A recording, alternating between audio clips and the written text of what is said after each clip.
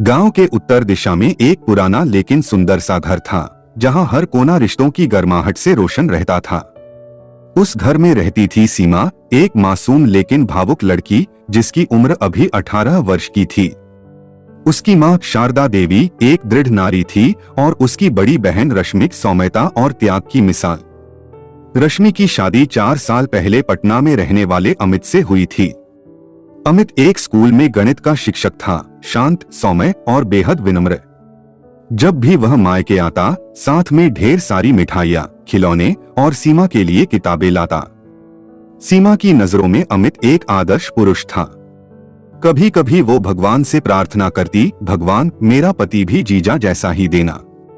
सावन की हरियाली से सजी उस सुबह रश्मि मायके आई, लेकिन इस बार अकेली थी। साथ में उसका 3 साल का बेटा छोटू था। माँ ने स्नेह से पूछा, अमित नहीं आया क्या बेटी? रश्मि ने हल्के से मुस्कुराते हुए कहा, वो स्कूल में कुछ जरूरी क्लासेस ले रहा है माँ। कह रहा था अगले महीने आएगा। माँ तो मान गई, पर सीमा के मन में हलचल होने लगी। रश्मि की मुस्कान खोखली लग रही थी, आंखों के नीचे काले घेरे और आवाज में एक सूखापन। उस रात सीमा की नींद अचानक टूटी। उसे कुछ आहट सुनाई दी। जब बाहर आई तो देखा रश्मि आंगन में बैठी चुपचाप रो रही थी। दीदी क्या हुआ? रश्मि ने हड़बड़ी में आंसू पोंछ लिए। कुछ नहीं, बस यूं ही। आपके कुछ नहीं कहने से अब कुछ समझ नहीं आता दीदी। पहले तो आप सब कुछ बताती थीं। रश्मि चुप रही। 2 दिन बाद जब सीमा अलमारी में अपना उपन्यास ढूंढ रही थी, एक लिफाफा गिरा। उस पर लिखा था अमित के लिए। सीमा ने चाहा कि उसे न खोले, लेकिन दिल ने कहा सच जानना जरूरी है। खत पढ़ते ही उसके हाथ कांपने लगे। अमित, तुम्हारे और उस लड़की के रिश्ते की सच्चाई ने मुझे अंदर तक तोड़ दिया है। मैंने कभी सोचा नहीं था कि तुम, जो मेरे लिए भरोसे की सबसे ऊंची मिसाल थे, वही मेरे भरोसे को रौंद दोगे। फिर भी मैं चाहती हूँ कि हमारा बेटा एक टूटे हुए घर में ना पले। तुम अगर सच में पछता रहे हो तो वापस आओ, लेकिन अगर तुम्हारा मन अब भी भटका हुआ है तो मत लौटना। मैं अपनी लड़ाई खुद लड़ लूंगी। सीमा का कलेजा कांप गया। जीजा ने दीदी को धोखा दिया। ये वही अमित जीजा थे जिन्हें उसने भगवान जैसा माना था। सीमा ने उसी शाम अमित को फोन किया। उसका गुस्सा छलक उठा। जीजा, आपने ऐसा क्यों किया?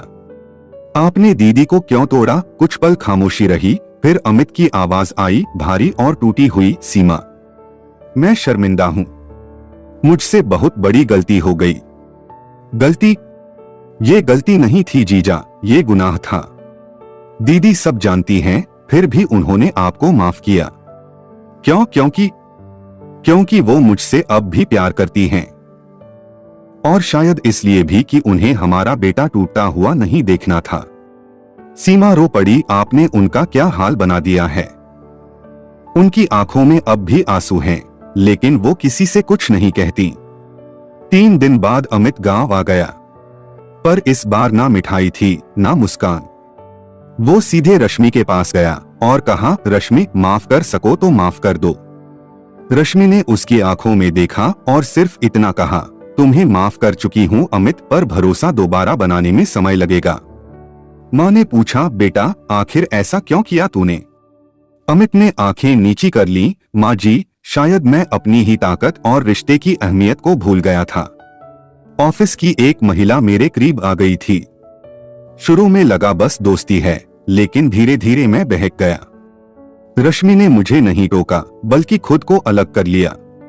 तब मुझे एहसास हुआ कि जिस औरत के लिए मैं सब कुछ छोड़ बैठा था, वो मेरे दुख दर्द की साथी नहीं थी, पर रश्मि हमेशा थी।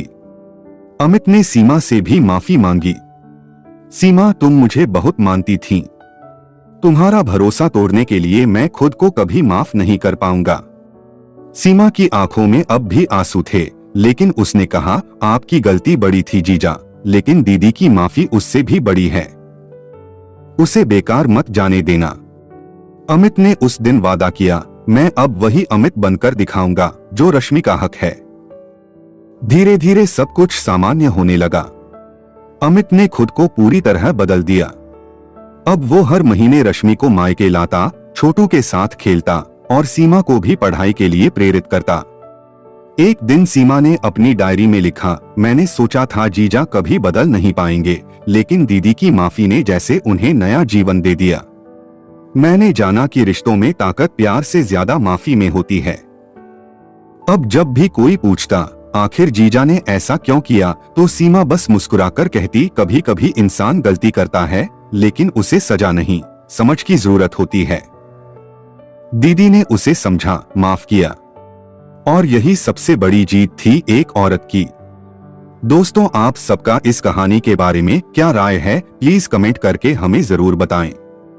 यदि ये कहानी आप सबको पसंद आई हो तो लाइक करें, शेयर करें, और चैनल पर नए हो तो चैनल को सब्सक्राइब जरूर करें। धन्यवाद।